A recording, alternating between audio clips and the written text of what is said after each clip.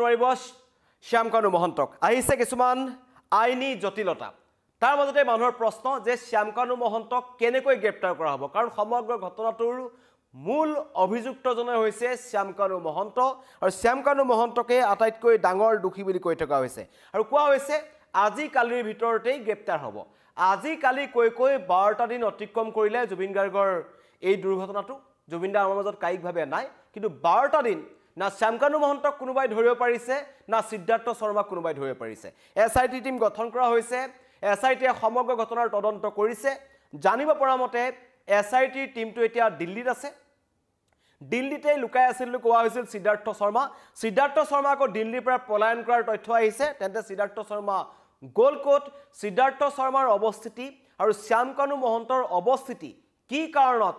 12টা দিন অসম আৰক্ষীয়ে উলিয়াব পৰা নাই সেয়া ৰহস্যৰ আৱৰ্ততে আছে কিন্তু আজিৰ যেতিয়া মই নতুন আপডেট যদি ক'বলৈ যাওঁ আজি এই গ্ৰেপ্তাৰ হোৱাৰ পৰা শ্যামকানু মহন্ত এইটো কথা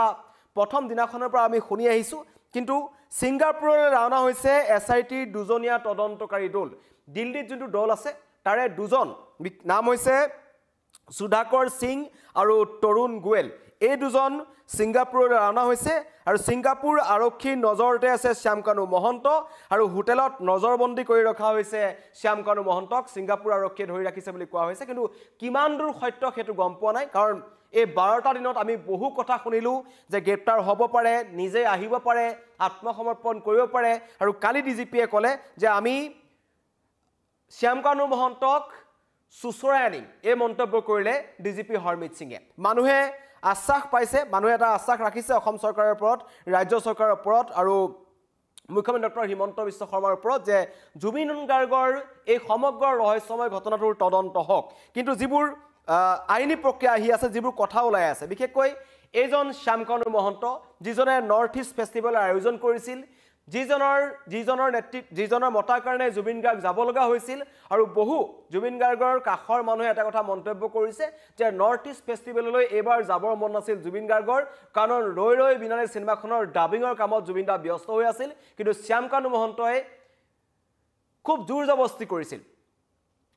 জুবিন দাৰ লগত একেলত বাধ্যযন্ত্ৰ সংগত কৰা ৰাবুৰা হিনাহন মন্তব্য কৰিছে যে শ্যামকানে মোক কামুৰিছে সেইকাৰণে মই যাবলগীয়া হৈছে বুলি জুবিন গাৰ্গে মন্তব্য কৰিছিল আৰু তাৰ পাছতো জুবিন গাৰ্গক তাত নি আলৈ এঠানি কৰি কোনো ধৰণৰ জুবিন গাৰ্গৰ দৰে এজন সেলিব্ৰিটিক যিদৰে ৰাখিব লাগিছিল তেনেদৰে ৰখা নাছিল তাৰ কাৰণে এই ঘটনা সংঘটিত হ'ল এতিয়া শ্যামকানু মহন্তই ছিংগাপুৰত বহি তেওঁ ফেচবুকত কালি অসমৰ শ্ৰদ্ধাৰ ৰাইজ বুলি তেওঁ চিঠি লিখিছে তেওঁ নিজেই কৈছে মোৰ লুকুৱাবলৈ একো নাই মই আহিম সকলো কথা খোলাখুলিকৈ কম কিন্তু এই 12টা দিন শ্যামকানু মহন্ত কিয় অহা নাছিল সেয়া ৰহস্যৰ আৱৰ্তন আৰু অসম আৰক্ষীৰ তদন্ত প্ৰক্ৰিয়াটো যদি ক'বলৈ যাম মানুহে প্ৰথমতে কৈছে যে গ্ৰেপ্তাৰ কৰি শ্যামকানু মহন্তক ছিংগাপুৰত শ্যামকানুৰ বিৰুদ্ধে কোনো গোচৰ নাই ছিংগাপুৰত গ্ৰেপ্তাৰ কৰিব নোৱাৰিব শ্যামকানু মহন্তক তাত গ্ৰেপ্তাৰ হ'লে অনাৰ ক্ষেত্ৰত আহিব প্ৰত্যৰ্পণ চুক্তিৰ কথা যেটো ভাৰত চৰকাৰে বা ভাৰতৰ বিদেশ মন্ত্ৰালয়ে ছিংগাপুৰৰ বিদেশ মন্ত্ৰালয়ৰ কথা পাতিব লাগিব আৰু ছিংগাপুৰ আৰক্ষী আটক কৰি সমজালেও হ'ব আইনী জটিলতা সেই কাৰণে হয়তো তাত তেখেতক গ্ৰেপ্তাৰ কৰা হোৱা নাই ছিংগাপুৰত অসম আৰক্ষীয়ে গ্ৰেপ্তাৰ কৰিব নোৱাৰিব বেংক একাউণ্ট ক্ৰেডিট কাৰ্ড বন্ধ কৰি দিয়া হৈছে শ্যামকানু মহন্তৰ যাৰ কাৰণে এতিয়া ছিংগাপুৰত তীব্ৰ আৰ্থিক সংকটত ভুগিছে শ্যামকানু মহন্ত আৰু এজনে শ্যামকানু মহন্ত যিজনে অসমৰ পৰা যোৱা এই 400 জনীয়া অসমীয়া টিমটোক তাত এৰি থৈ গুচি আহিছিল তেওঁলোকৰ টিকট কৰি দিয়া নাছিল আলৈ এঠানি হৈছিল পলাই ফুৰিছিল এজন হৈছে অসমৰ যুৱ উদ্যোগী অসম তথা উত্তৰ পূৰ্বাঞ্চলৰ কৃষি সংস্কৃতিৰ ঠিকা লোৱা এজন শ্যামকানু মহন্ত যিজনে নিজকে এজন সাংস্কৃতিক কৰ্মী বুলি কয় আৰু তেওঁ কেনেকুৱা ধৰণৰ কৰ্মী এই 12টা দিনত সকলো মানুহে গম পাইছে কিন্তু কথাটো হ'ল এতিয়া শ্যামকানু মহন্ত নিজেই আহিব শ্যামকানু মহন্তে আত্মসমৰ্পণ কৰিব নে ডিজিপিয়ে কোৱা নিচিনাকৈ শ্যামকানু মহন্তক অসমলৈ সুচৰাই অনা হ'ব মানুহে বিচাৰিছে তদন্ত অতি শীঘ্ৰে তদন্ত হ'ব লাগে কাৰণ কাইলৈৰ দিনটোত জুবিন গাৰ্গৰ ৰাজহুৱা আদ্যছাত্ৰ যোৰহাটত তেওঁ ৰাজহুৱা আদ্যছাত্ৰ অনুষ্ঠিত হ'ব আৰু মানুহৰ খুব বাহি গৈ আছে ভিক্টৰ দাসক গ্ৰেপ্তাৰ কৰিলে অজয় ফুকনক গ্ৰেপ্তাৰ কৰিলে জুবিন অনুৰাগীৰ মূৰ ফালিলে সকলোৱে মানি লৈছে ঠিক আছে আইনৰ উদ্ধত কোনো নহয় কোনোবাই যদি ভুল কৰিছে তেন্তে দুখী তেওঁলোকে শাস্তি পাব তেওঁলোকক আইনী প্ৰক্ৰিয়াৰ মাজেৰে নিয়া হ'ব কিন্তু প্ৰশ্ন মানুহে এটো উত্থাপন কৰিছে সিদ্ধাৰ্থ শৰ্মা যিজনৰ হাতত এতিয়াও জুবিন গাৰ্গৰ মোবাইল ফোনটো আছে এসআইটিয়ে কি ধৰণৰ তদন্ত কৰি আছে কি পৰ্যায়ত তদন্ত কৰিছে সকলো ৰহস্যৰ আৱৰ্তত কাৰণ জুবিন গাৰ্গৰ মোবাইল ফোনটো অবিহনে কেনেকৈ তদন্ত প্ৰক্ৰিয়া আগবাঢ়িব তাক লৈ ডাঙৰ প্ৰশ্নবোধক এটা আহি পৰিছে কাৰণ সিদ্ধাৰ্থ শৰ্মা পলাই ফুৰিছে সিদ্ধাৰ্থ শৰ্মা পলাতক কাৰণ তেওঁ দোষী আৰু দিল্লীত ইমান দিন যিদিনাখন জুবিন গাৰ্গক লৈ অনা হৈছিল ছিংগাপুৰৰ পৰা লগত সন্দীপন গাৰ্গ আহিলে আৰু তাতেই শেষবাৰৰ কাৰণে নিউজ 18ৰ কেমেৰাত বন্দী হৈছিল সিদ্ধাৰ্থ শৰ্মা যিজন ফেকুৰি কান্দি তেওঁ ওলাই অহা আমি দেখিবলৈ পাইছিলোঁ তাৰ পিছৰ পৰা কিন্তু সিদ্ধাৰ্থ শৰ্মাৰ কোনো ধৰণৰ খা খবৰ নাই 9 নম্বৰ দিনটোত সিদ্ধাৰ্থ শৰ্মা এখন আচৰিত ধৰণে এখন অসমীয়াত চিঠি লিখিলে অসমীয়া ৰাইজক উদ্দেশ্যি য'ত তেওঁ এটা কথা উল্লেখ কৰিলে যে জুবিন গাৰ্গৰ টকাৰ লেনদেনৰ কথা তেওঁ উল্লেখ কৰিলে কিন্তু এই ছিংগাপুৰত সাগৰৰ পৰা জুবিন গাৰ্গৰ লগত প্ৰকৃততে কি হ'ল সেই সন্দৰ্ভত কিন্তু এইজন সিদ্ধাৰ্থ শৰ্মাই এটা কথা উল্লেখ নকৰিলে আৰু কালিৰ দিনটোত যেতিয়া আমাৰ গৰিমা শইকীয়া গাৰ্গে আমাৰ সিদ্ধাৰ্থ শৰ্মা আৰু শ্যামকানু মহন্তৰ বিৰুদ্ধে মুখ খুলিলে তাৰ পাছত কিন্তু হঠাৎ কালি তথ্য আহিল যে এইজন সিদ্ধাৰ্থ শৰ্মাই দিল্লীৰ পৰা পলায়ন কৰাৰ তথ্য লাভ কৰিছে এছআইটি তেন্তে গ'ল ক'লৈ আৰু এনেকুৱা এজন মানুহক যদি বিচাৰি উলিয়াব কাৰণে জুবিন গাৰ্গৰ সমগ্ৰ তদন্ত প্ৰক্ৰিয়াত জড়িত থকা এজন মানুহক যদি বিচাৰি উলিয়াবলৈ অসম আৰক্ষীৰ ইমান সময়ৰ প্ৰয়োজন হয় তেন্তে এজন সাধাৰণ কিবা ঘটনাবোৰত কেনেকৈ অসম আৰক্ষীয়ে তদন্ত কৰিব সেয়া কিন্তু ৰহস্যৰ আৱৰ্তত আছে আৰু সকলোৱে প্ৰশ্ন কৰি আছে এই ঘটনাটো সকলোৱে বিচাৰি আছে যে শ্যামকানু মহন্ত প্ৰকৃততে ক'ত আছে শ্যামকানু মহন্তক অসমৰ পৰা কোনোবাই সহায় কৰিছে নেকি কাৰণ এই 19 তাৰিখৰ আগৰ কথা যদি ক'বলৈ যাওঁ শ্যামকানু মহন্তক বহু চৰকাৰী পক্ষৰ মানুহে সহায় কৰিছে অসম চৰকাৰৰ অতিৰিক্ত মুখ্য সচিবৰ পৰা আৰম্ভ কৰি বহু মানুহৰ পৰা শ্যামকানু মহন্তই সহায় পাইছে শ্যামকানু মহন্তৰ ঘৰত পিডব্লিউডি ডিপাৰ্টমেণ্টৰ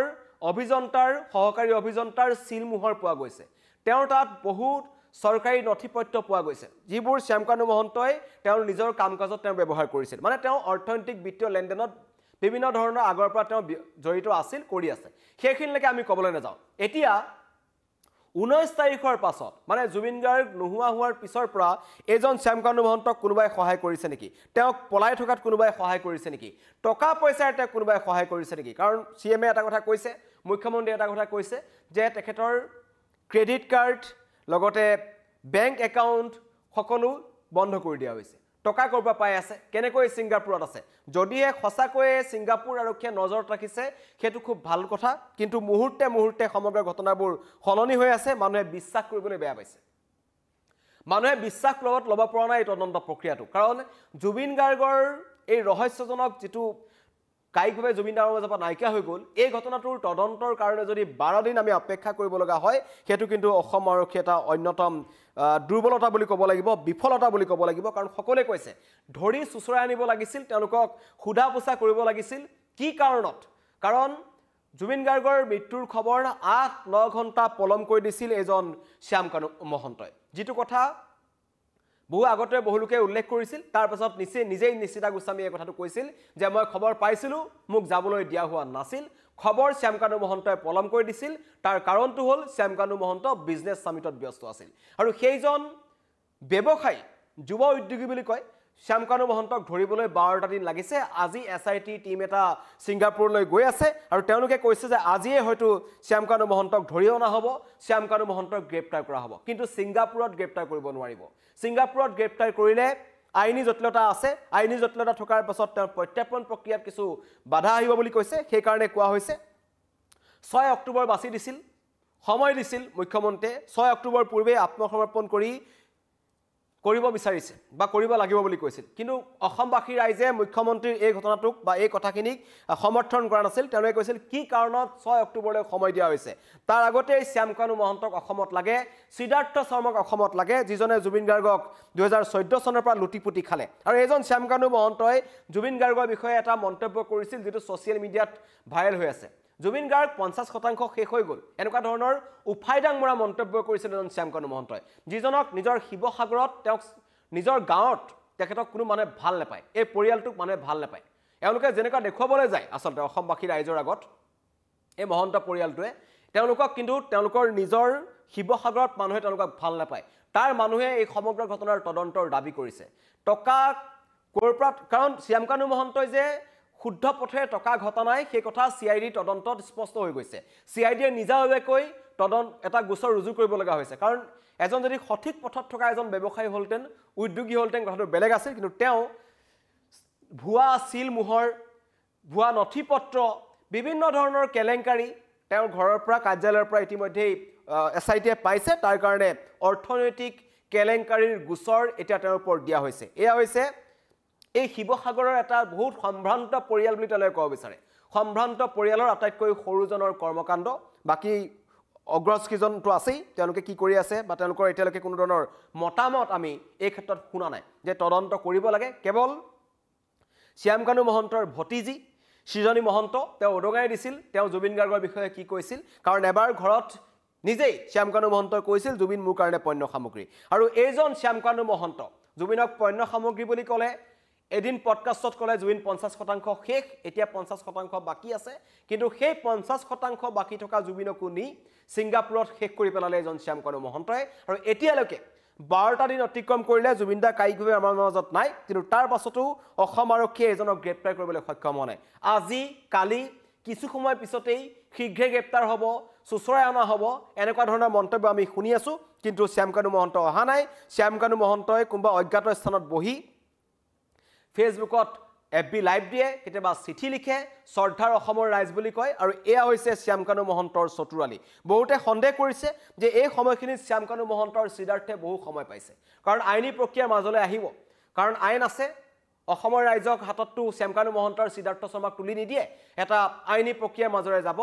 সিদ্ধাৰ্থে জুবিনৰ মোবাইলটো এই 12টা দিন নিজৰ হাতত ৰাখিছে বাৰম্বাৰ কৈছো এই সমগ্ৰ ঘটনাটো আটাইতকৈ ৰহস্যজনক ব্যক্তিজন হৈছে সন্দীপন গাৰ্গ ডিএসপি তেওঁ বকু সমজিলাৰ ডিএসপি জুবিন গাৰ্গৰ ভাতৃ তেওঁ সিদ্ধাৰ্থ শৰ্মাৰ হাতত জুবিনদাৰ মোবাইলটো দি থৈ আহিছিল আৰু সেই মোবাইলটো লৈ এতিয়া সিদ্ধাৰ্থে তাৰ পৰা হয়তো বহু তথ্যবান মচি পেলাইছে